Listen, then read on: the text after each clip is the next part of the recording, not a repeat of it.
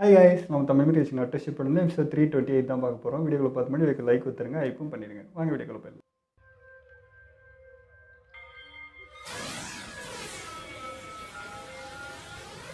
என் சக்கராவை பயன்படுத்தும் போது உனக்கு எந்த ஒரு பயமும் வந்ததே இல்லைல்ல? அடடே, என்ன ஒரு அதிசயம்! நம்பவே முடியல. நீயா இது வரைக்கும் என்கிட்ட வந்து பேசினதே கிடையாது நைன் டைல்ஸ். பாவம், ரொம்ப தனியா உணர்றேன்னு நினைக்கிறேன். கற்பனை கொடுக்கறதுக்கு யாருமே இல்லைன்னு சோகமா இருக்கா? ஆனா நான் இப்ப கொஞ்சம் பிஸியா இருக்கேன். அப்புறம் கலாய்க்கிற நீ ஒருத்தனே தனியா போராடி இந்த போரை நிறுத்த முடியும்னு நினைக்கிறியா நருட்டோ? சொன்ன ஞாபகம் இருக்கா? வந்து அப்புறமா பேசுறேன். இப்ப கிளம்புறேன். திமிரு பிடிச்சவன். பெருசாவே வளரும். அந்த மாதிரி ஒண்ணு நடக்கிறதுக்கு முன்னாடியே நீ உன்னோட எதிரிய தோக்கடிச்சிருவியா? அப்படி நீ உன்னோட எதிரிய தோக்கடிச்சா அவங்களுக்கு உன் மேல விருப்பம் வளரும்ல? அவங்களுக்கு உன் மேல வளர்ற மொத்த வெறுப்பையும் நீ ஒரே ஆளா சுமக்க முடியும்னு நினைக்கிறியா? போதும், நிறுத்துறியா? என்ன நீ இன்னும் முட்டாளாவே நினைச்சுக்கிட்டு இருக்கல்ல? உனக்கு நான் சொல்றதே புரியலையா? அவ்வளவு அப்பாவியா நீ? உருவான வெறுப்புக்கு உன்னால பொறுப்பேற்கவும் முடியாது, அதை ஒரே அடி அழிக்கவும் முடியாது. போர் ஏற்கனவே ஆரம்பமாயிடுச்சு. நிறைய பேருக்கு பலத்த காயம் ஏற்பட்டிருக்கும். அதன் காரணமா கொஞ்சம் வெறுப்பும் ஏற்பட்டிருக்கும். இது எல்லாத்தையும் விட உன் பக்கத்திலேயே இருந்தானே சாஸ்கே, அவனுக்குள்ளேயும் விருப்பு வளர்ந்திருக்கு. இவ்வளவு நாள் உன் கூட தானே இருந்தான். அப்புறம் ஏன் உன்னால அவனை கொஞ்சம் கூட மாத்த முடியல? துருக்கமா சொல்லணும்னா, நீ யாரை எதிர்த்தாலும் சரி, அவங்களுக்குள்ள இருக்கிற வெறுப்ப மொத்தமா உன்னால சுமக்கவும் முடியாது, அதை அழிக்கவும் முடியாது. என்ன அவ்வளவுதானா? பேச வேண்டியதெல்லாம் பேசி முடிச்சிட்டியா? இவ்வளவு சொல்லியும் திருந்துறல? நைன் டைல்ஸ்,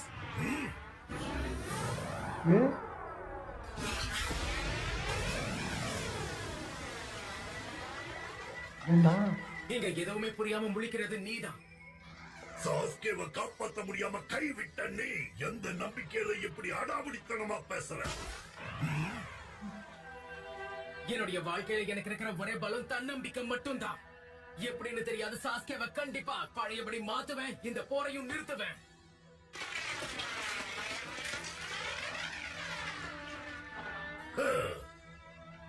நீ சின்ன பையங்கிறதையே மொத்தமா மறந்துட்டு ஏதோ பெரிய மனுஷன் மாதிரி என்கிட்ட பேசிட்டு இருக்க. உனக்கு ஒரு விஷயம் சொல்லட்டுமா? நல்லா கேட்டுக்கோ. கண்டிப்பா ஒரு நாள் உனக்குள்ள இருக்கிற அந்த வெறுப்பையும் நான் வேரோட கிள்ளி எரியதான் போறேன். இதுவரைக்கும் வாழ்க்கையில உன்னால எவ்வளவோ கஷ்டங்கள் அனுபவிச்சிருக்கேன். அதுலயும் முக்கியமா உன்னுடைய வெறுப்புணர்ச்சி இருக்கே, அதை வச்சு நீ என்ன எவ்வளவு கட்டுப்படுத்தி இருப்பல்ல?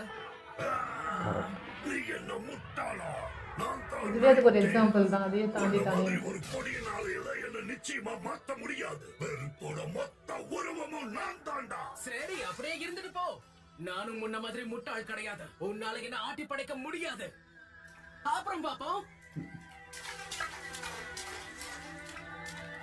நம்பிக்கை மட்டும் உடைச்சு திமிரு அவனுக்கு.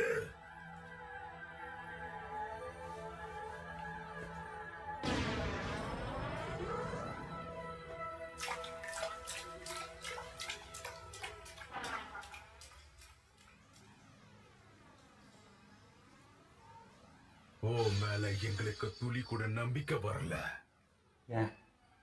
நீ எங்களுடைய நம்பிக்கை. பரவாயில்ல, விடுங்க. அடுத்து என்ன பண்ணணும்னு எனக்கு புரிஞ்சிருச்சு. இனி நான் பாத்துக்கிறேன். பார்த்தது இல்லைன்றீங்க, அப்போ நம்பிக்கை வரலன்றீங்க. நீ என்னென்ன பண்றங்கிறது எல்லாம் நான் பார்த்துட்டு தான் இருக்கேன். இப்பவே உனக்கு ஓரளவுக்கு விஷயம் புரிஞ்சிருக்கும்னு நம்புறேன். நீ என்கிட்டயும் சரி, மத்த டெயில் பீஸ்டுங்க கிட்டயும் சரி, என்ன சொன்னாலும் அது நடக்காது. ஏன்னா உன்னோட உணர்வுகள் என்னைக்கு எங்களுக்கு புரியாது. ட்ரை பண்ணலாம்ல. புரியாம அமைதியாகிற. இவ்வளோ யோசிக்கிறியா அவனை பற்றி? அதுவே நீ மாற்றம் தான். கிளம்ப போறீங்களா? ஆமா, இங்கதான் இப்போ போரோட அதிகம் குறைஞ்சு போயிடுச்சுல. முக்கியமா இங்க யாருக்கும் பெரிய காயம்னு எதுவும் இல்ல. ஏற்கனவே முதல் 2 யூனிட்ஸும் மத்த கம்பெனிக்கு போயிட்டாங்க. அதான் நானும் போயிட்டு நருட்டோக்கும் பீக்கும் உதவி பண்ணலாம்னு நினைக்கிறேன். இங்க இருக்கிறவங்க எல்லாரையும் நீங்களே பாத்துப்பீங்கன்னு நான் நம்புறேன். கண்டிப்பா இந்த சின்ன சின்ன காயங்கள் எல்லாத்தையும் நாங்களே சரி செஞ்சுக்குவோம். ஆனா எனக்கு நீ சொன்னது நடக்குதுடா. கவலையா இருக்கு. இந்த இடத்தை விட அங்கதான் போருடைய ஆதிக்கம் ரொம்ப அதிகமா இருக்கு. அது எனக்கும் தெரியும். ஆனா அவனை நினைச்சு நாம சகுரா ஐயோ, சாஸ்திரிக்கு இதெல்லாம் பார்த்தா அவ்வளவுதான். ஜாக்கிரதை. எல்லாரும் பத்திரமா இருங்க. இப்பயும் பாரு கரெக்டாக சாஸ்கே வரப்போ தான் வரேன். தெரிஞ்சும் தெரியாம கரெக்டாக அது வரா அப்படின்னு. ஓகே, என்ன பண்ணணும்னு புரிஞ்சிருச்சு. தாமதிக்காம வேலையை ஆரம்பிக்க வேண்டியதுதான். சீக்கிரம் அந்த மாதராவுக்கு நீ எங்க இருக்கின்ற தகவல் தெரிஞ்சிருச்சு. எப்படியாவது அந்த சங்கிலியை உடைச்சி அவனை விடுவிச்சிரு நருட்டோ. நீ இங்கதான் இருக்கியா? உன்னையும் அந்த 4 டெயில்ஸையும் நான் இப்போ உள்ள இழுத்துக்க போறேன். இங்கே இருக்கு இந்த ராடு கழுத்துக்கிட்ட ஏது போல. இது நல்லதில்ல. உன்னோட வாயை திறடா நருட்டோ, வெளியே வா.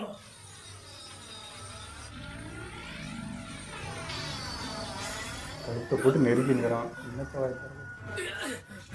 இங்க இருந்து எப்படியாவது வெளியே போகணும்.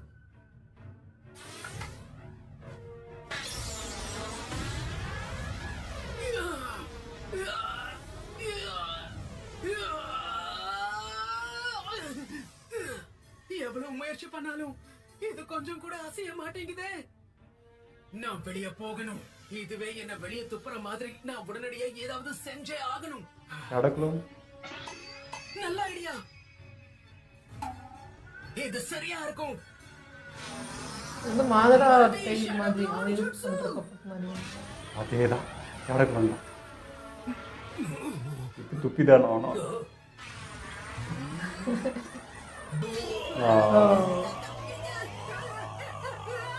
அப்பா,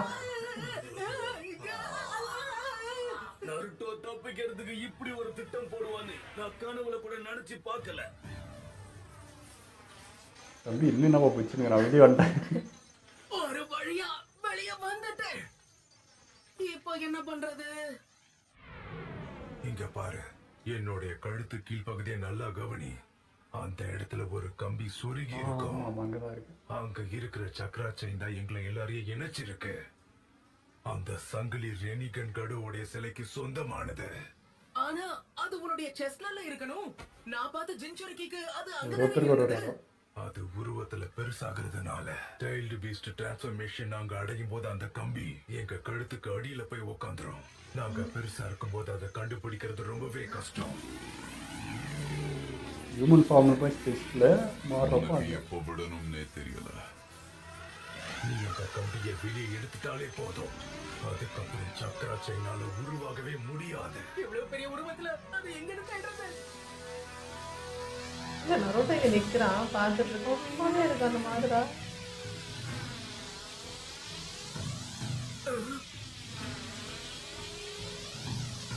தோ தோ தோ தோ தோ தோ. அந்த ராட் எங்க இருக்குன்னு கண்டுபிடிச்சிட்டேன். இது ஷேடோவில் வந்தானே. நீ அதை வெளியே எடுக்கும் போது அந்த சங்கிலி சுத்தமா மறைஞ்சு போயிடும். ஆனா அதை எடுக்கிறது அவ்வளவு சுலபம் இல்ல. என்ன கட்டுப்படுத்துறதுனால நான் தொடர்ந்து தாக்கிக்கிட்டே இருப்பேன்.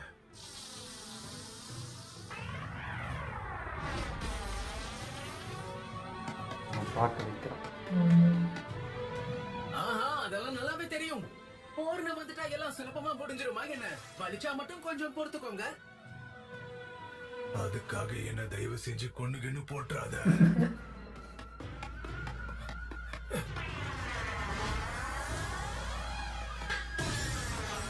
ஓடுடா.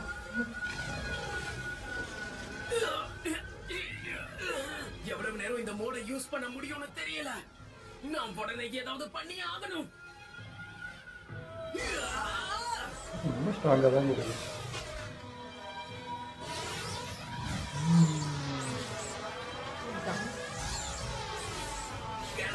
எதுக்கும் இழுக்கிற வரைக்கும் அவன் சும்மா இருப்பானா? அதை எப்படியாவது எடுத்துரு நருட்டோ. அவர் சீக்கிரம் வராதது. வருது. இது அசாயுது. இவன் எப்போ வந்தா? இப்போதான் கவனிக்கிறான். அடாப்பா அது அவ்வளவு சுலபம் நினைச்சிட்டல்ல நீ. இடிக்கணும் வச்சு நான் கண்ணு தெரியல இவனுக்கு. இது என்ன சக்தின்னு புரியல. இப்போ என்ன பண்றது? இப்ப இந்த செயின் போட்டா இவனும் லாக் ஆயிடுவான். உங்களது இழுத்துக்கும் இவனோட டைம் பிஸ்ட் ஆவாங்க. கெடோ சக்தியை விட இதுக்கு சக்தி அதிகம். நருட்டோ அடிக்க அடிக்க வந்துகிட்டே இருக்க. அப்படியே பறந்துட்டாரு.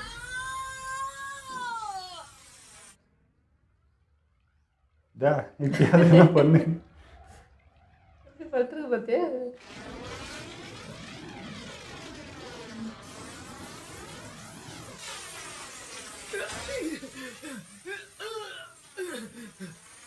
உங்களை காப்பாத தானே போராடுறான். பில் பண்ணல. அதோட முழு அழுத்தத்தை பயன்படுத்தி டெயில் பீஸ்டான எங்களையே முழுசா கட்டுப்படுத்த முடியும். அப்புறம் நீ மட்டும் என்ன விதி விலக்கா? உன் கதை முடிஞ்சது நருட்டோ உசுமாக்கி.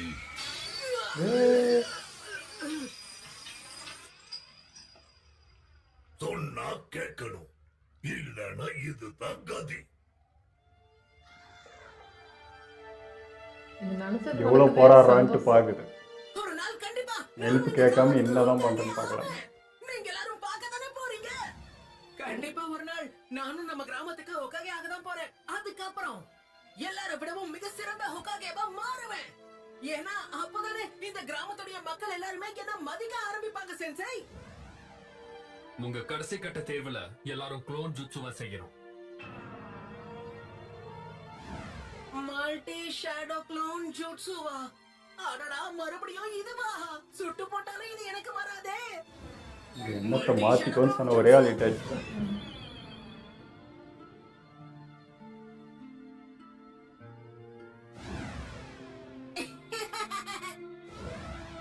ஹீரோஸ் எல்லாம் வேலைக்கே ஆகாதவங்க. ஹீரோஸ் இந்த உலகத்துல யாருமே இல்ல. நீ சொன்னது உண்மை கிடையாது. இன்னும் இந்த உலகத்துல அற்புதமான ஹீரோஸ் இருக்காங்கங்கறத நான் உனக்கு நிரூபிக்கிறேன். சாரி தம்பி, கொஞ்சம் லேட் ஆயிடுச்சு. ஹீரோனா சும்மா இல்லல்ல, எப்பவுமே கிளைமேக்ஸ்ல கடைசியா தான் வரணும்.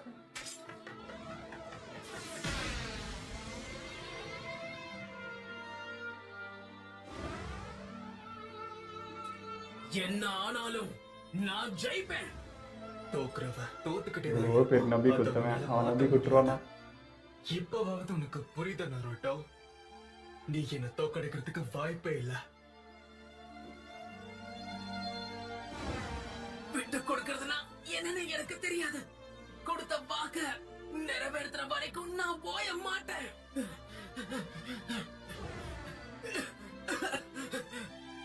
வெறும் முயற்சி பண்ணா மட்டும் ஹொக்காகே ஆக முடியாது. ஹொக்காகே ஆகுறத காலம் தான் முடிவு செய்யும். போதும், நிறுத்து. நீ சொன்னது எல்லாத்தையுமே பொய்யாக்கி நான் யாருங்கிறத உனக்கு காட்டுறேன்.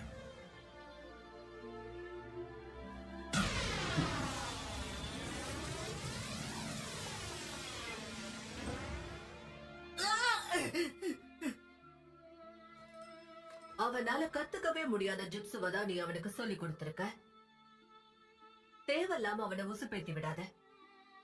நீ அவனை ஏத்தி விட்டதுனால மட்டும்தான் இவனால கண்டிப்பா ஒரு நாள் ஹொக்காகே ஆயிட முடியும்னு கனவு கண்டுட்டு இருக்கான். பையன் மறந்து பேசுறீங்க. சுலபமா கிடைக்கும்னு நினைச்சிட்டு இருக்கான். அதனாலதான் அவனால சுலபமா இப்படி வார்த்தையை விட முடியுது. இப்படி அடம் பிடிச்சிட்டு இருந்தா நீ கண்டிப்பா செத்து போயிடுவ.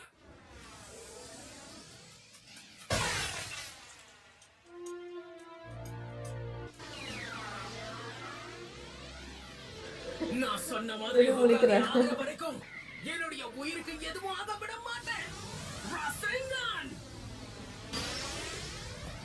பாட்டி மனசே மாறிட்டான். அதாவது எவ்வளவு பெருசு. என் கேள்விகளுக்கு அதை பதில் சொல்ல முடியாதப்போ எதுக்கு முயற்சி பண்ண? பாசன டைல் பிஸ்ட் நம்பாம இருக்கு. மாறுவான்னு நினைச்சு கூட பார்த்துருக்கோம்.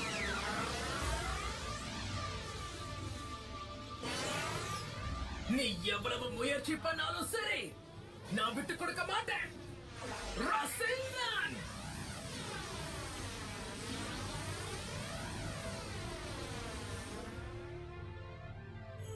போதும், நிறுத்து. ஜிராயோட வார்த்தைகள் மேல நம்பிக்கை போய் பல நாளாச்சு. இந்த உலகத்துல உண்மையான அமைதிக்கு இடமே இல்ல. இந்த சபிக்கப்பட்ட உலகத்துல வழி மட்டும்தான் என்னைக்குமே நிரந்தரமான ஒண்ணு. அதை மாத்தவே முடியாது. அப்படியா? அப்படி நான் ஒரு நாள் அந்த சாபத்தை கண்டிப்பா நான் உடைச்சு தூக்கி எறிவேன். இந்த உலகத்துல அமைதின்னு ஒண்ணு இருந்தா அதை நான் தேடி கண்டுபிடிப்பேன். இதுக்கு முன்னாடி இது எங்கேயோ படிச்சிருக்கேன். இது உனக்கு ரொம்ப நல்லா தெரியும். இப்ப நான் சொன்ன வார்த்தைகள் அவருடைய புத்தகத்துல எழுதப்பட்டது. அவருடைய எழுத்து மூலமா இந்த உலகத்துல மாற்றத்தை உருவாக்கணும்னு நினைச்சாரு. அவருடைய மாணவன் ஒருத்தன் இந்த புக் எழுத அவருக்கு இன்ஸ்பிரேஷனா இருந்ததாகவும் அவர் எழுதியிருக்காரு. இதெல்லாம் 90 உட்காந்து அந்த யோசிச்சு மாணவன் வேற யாரும் இல்ல, நீதான் நாகட்டோ. இல்ல,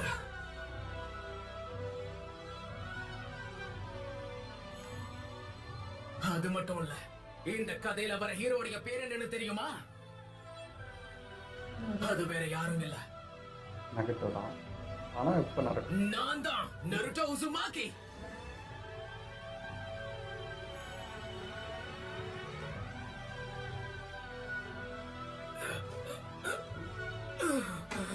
இதெல்லாம் பயங்கரமான சீனாச்சு. உங்களை பார்த்ததுல ரொம்ப சந்தோஷம். எங்களுக்கு ரொம்ப பெருமையா இருக்கு. இந்த மாற்றம் வர இதோ படம். நருட்டோ, நீ உண்மையிலேயே சாதிச்சிட்ட.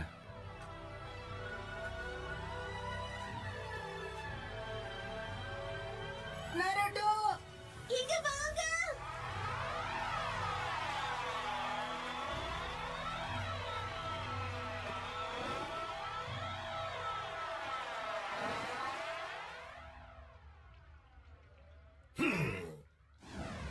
ஒரு விஷயம் சொல்லட்டுமா? கோவப்படாம கேளு. கண்டிப்பா ஒரு நாள் உனக்குள்ள இருக்கிற அந்த வெறுப்புணர்ச்சிய நான் வேரோட கிள்ளி எரியதான் போறேன். உங்களுக்கு உதவி பண்றேன்னு சொன்னதுக்கு காரணமும் அது மட்டும்தான்.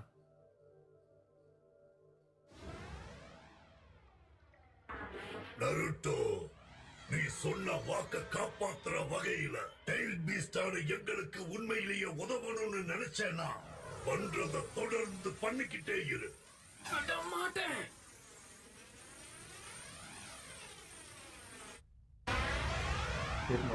ஓ, All right. இப்ப எடுத்துருவான்.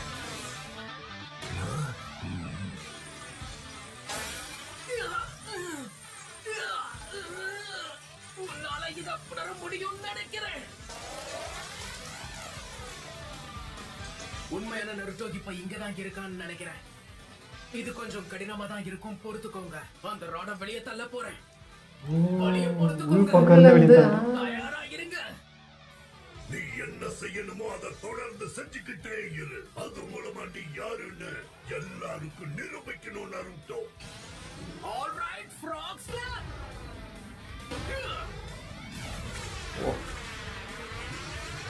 என்ன மாதிரி வலிக்கிறது.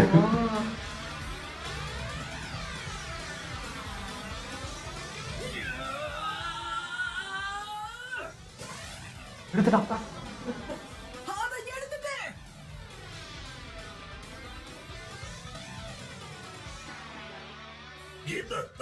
இதத்தான் நான் உன்கிட்ட இருந்து எதிர்பார்த்தேன். நேரில் வந்தால் மட்டும் உருன்னு பேசுறது.